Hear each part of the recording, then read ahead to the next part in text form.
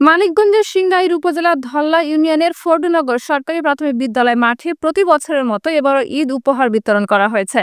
২৮শে March এই বিশেষ আয়োজনের মাধ্যমে প্রায় ২,০০০ অসহায় ও নিম্ন আয়ের মানুষের মাঝে শাড়ি, লুঙ্গি ও পাঞ্জাবি বিতরণ করেন সাবেক যুবদল নেতা এবং ব্যবসায়ী মোহাম্মদ ইকবাল হোসেন শামীম।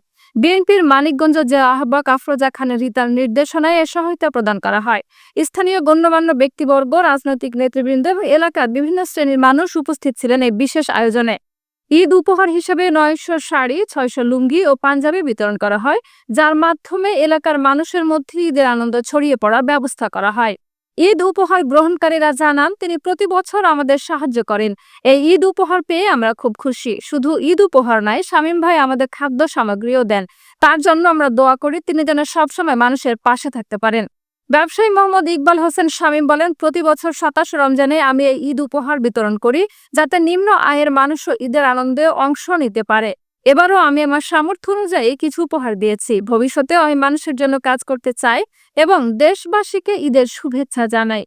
এই মানবিক উদ্যোগের মাধ্যমে ইকবাল হোসেন শামীম এলাকার মানুষের কাছে নিজের সহানুভূতি এবং দায়িত্ববোধের প্রমাণ রেখেছেন, যা সত্যি প্রশংসনীয়। বাংলাদেশ জাতীয়তাবাদী দলের ভারপ্রাপ্ত চেয়ারম্যান জনাব তারেক রহমানের নির্দেশে আজকের এই ঈদ সামগ্রী বিতরণ আমি প্রতি বছরই ন্যায় এভাবেই এলাকার লোকজনকে প্রতিটা ওয়ার্ড এবং ইউনিয়ন থেকে আসে, বিভিন্ন থানার বিভিন্ন ইউনিয়ন থেকে আসে আমার কাছে। আমি যখনই ২৭ রমজানে আমি প্রতি বছরই এই ঈদ উপহারটা বিতরণ করি সাধারণ মানুষের মাঝে। আমি যাতে এটা সবসময় করতে পারি, আমার জন্য দোয়া করবেন। আমি যাতে এটা আগামীতে ইনশাল্লাহ অনেক বড় পরিসরে করতে পারি, এজন্য আমি সবার কাছে, দেশবাসীর কাছে দোয়া চাই।